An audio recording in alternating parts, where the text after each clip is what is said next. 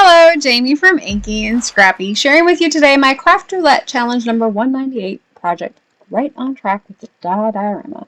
So I might have colored my images during mine Kate's live on Saturday, January 20th, and after the fact I was like, ooh, are those even butterfly colors? So I did just have the Butterfly Conservatory in Key West pop up on my memory feed from 2 years ago. And of course, I had an image there with a bright pink butterfly, so I was saved. I wasn't too worried about the green and the blue that I might have used. The purple was kind of possibly, but I'm pretty sure the purple was okay. So I did pull in this gorgeous paper I picked it up at Hobby Lobby. It reminds me of that record player look. It's not really glittery per se. It's just like I don't even know how to explain it. Kind of like a spun sugar, like stretched. I don't know. Metallics in there, but it's not really metallic. It's kind of more, I don't know. I don't even know how to explain it. And then I die cut all the pieces out for the ta-da diorama. So during the live, we were talking Craft Roulette because a lot of the ladies that were watching were working on their Craft Roulette. And I was like, I have an idea, but I don't know if the ta-da diorama is technically considered a spanner card. And of course, Vicky from the Craftacular Creation had popped in, and I'm like, Vicky, I have a question. And she said that was, that the ta-da diorama was definitely a spanner style card. So, stretchy pants and all, it qualified. Vicky gave me clearance, and I told her as much.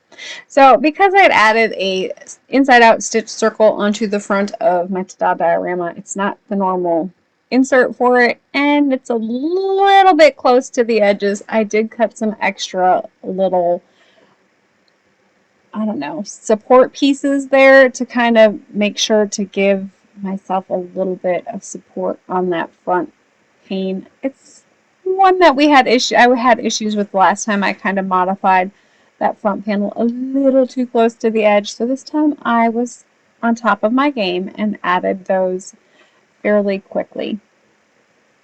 Well, fairly quickly, no, just in the right, like before I actually had it all together. It was a lot easier to add it this way than it was the other way, just saying. So I'm going to add in my spanner floor pieces here because they span across the front and they're really not even glued in. They're just kind of like hanging out and they move freely, which is kind of fun with this one. So I'm also going to add in that gorgeous paper. I don't know what to call it. It reminds me of like the record player texture, kind of like that. If you know what I mean, you know what I mean, right? Anyways, it is super heavy cardstock though, so I did not want to do my full flaps with it. By cutting that piece the same size as what those two are together, I can cut it in half and just use the front panel piece instead of the whole piece, and it makes the ta-da work a little bit better. So here's me adding in those support pieces before I get too far. I maybe could have cut them a little bit bigger, but I didn't want them to be in the circle and or my centerpiece there. Very, I didn't want them hanging out where they weren't supposed to be hanging out. So once I have those on, I'm going to add in my brackets here, and these brackets just that's what holds the front onto those pull tab pieces for the ta-da diorama. So if you have more questions on how to put the ta-da diorama together, Fawn has a video. I have a couple of real-time tutorials, I do believe, as well, and some of my modifications to it, because I do add one at the end, and I will explain it when we get there. That helps that front panel piece stay on, because that was probably the biggest struggle with the ta-da diorama across the board from a lot of people that I have had comments from. So I, of course, did not get all of my pieces lined up straight, so I'm going to bring in my guillotine cutter and just trim off that little excess overhang. It's not going to hurt it at all, and so this way it opens and closes and I don't have that little oopsie overhang. So to start, I'm going to just start and bring in all of my images here. Of course, I did color them on camera, but I did them during the live since I was done with my card and Kate was not done with hers. And so if you wanted to see the coloring of the things, I did that on that live on Saturday. I did use my Ohuhu bullet nib and brush nib markers. I don't know if I actually left the, I don't think I put the colors actually in there, and I couldn't tell you off the top of my head which colors I used anymore either. But I grabbed some teals and some pinks, and most of it was 1 to 2 marker coloring, except for my blacks. I usually do a little bit more, and I did neutral grays if you are interested. Now for that bigger image, which has the records like kind of laying out, I could have done it on that second spanner piece, and I thought about it. I'd have tucked it in so it would have actually been on it. I wouldn't have cut it. I would have left it whole and let it. I debated it. But then I was like, but then my little guy was going to be in the background and he'd have been hiding, and I didn't want him to hide, so I decided that he needed to go on my front piece. The other thing was, I don't think it would have. I would have had to put it down further to make sure that it would have closed, because there was too much real estate that was above that bar that wouldn't allow it to close properly. That was the other kind of contributing factor there. But I really wanted my little dude to, you know, be cute and stuff. And then, of course, because it's, you know, business in the front, party in the back, I needed to add a little bit of interest to the front. So I did add that little cat with, I call them cans, the over-the-ear headphones. I don't know, what do you call them? I prefer the cans over the earbuds because earbuds hurt my ears. I know, I'm weird. That's okay. At least my kids tell me I'm weird. Nothing new to see here. So for the sentiment, I ended up going with the Hope Your Birthday is a Hit, because I might be behind on sending out my birthday cards and or making them. I tend to be, yeah, I always need a birthday card, right? Yeah. So I just brought in my guillotine trimmer here to trim this down. I kind of hemmed and hawed about if I wanted to make it a banner or do the other thing. And you know what? Sometimes it's just fun to go easy.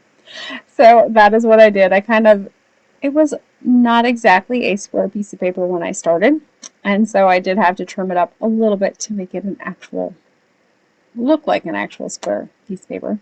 I will add that on to the front of my card here, and making sure only to put glue on the parts that are actually touching that front piece and not what is overhanging. If you do mess that up, just make sure to let that glue dry before you close it so you don't have any, you know, sticking things, parts that don't want to open, or, you know, they leave paper behind and ruin the front flaps. Just, you know, some tips. I did bring in the little music notes from that stamp set, of course, after I was all done with everything, because I like to live life on the edge. And I am going to add them to the inside here. And then I realized, you know, it's going to be a lot easier if you add them onto the one end and you're able to hold onto the block without having to get your fingers in there. So I readjusted and then added them onto the inside. I don't know what I would have done if they wouldn't have stamped properly. I probably would have just die cut them or stamped them and had to cut them out from the piece of paper and cover up my oopsies. It happens. So to finish this one off, I'm going to put it on a A2 card base, so 4 1/4 by 5 1/2, and use some more of that pattern paper from It's a Lawn Fun Rainbow Remix 6x6 paper pad, I do believe. And so here's where I add some stabilizer pieces. So the little pull tab pieces, I cut them out and then I trim it down so it's just that part that's from the front and the back, so your measuring is right, and then I just leave about a 1/2 inch on each side and then fold it and then fold that in half, and then I add that onto the back panel where that other bracket is. Don't put it on the bottom like I did there. I was on Crafty Chat and not paying attention. I did catch it right away, so it was still wet. I could remove it and I didn't have any issues with it. Let that glue dry. and it didn't have any problems. And so there is my spanner style Ta-Da diorama. See, it spans. And then for my centerpiece, I have that record cutout, the dial on my record player, and beautiful rainbowy butterfly colors inspired by Key West Butterfly Conservatory. I hope I hit it all. I think I hit them all. Yes. And then for your viewing pleasure, I did find some Snapchat footage of the Butterfly Conservatory, so enjoy.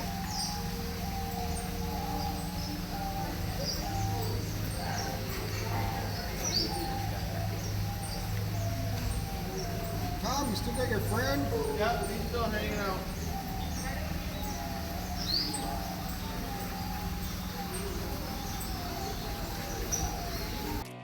Missed you, Thomas. Wish we were still hanging out. Go check out Mary Fun Gun and Craft Roulette at Craft Roulette channel.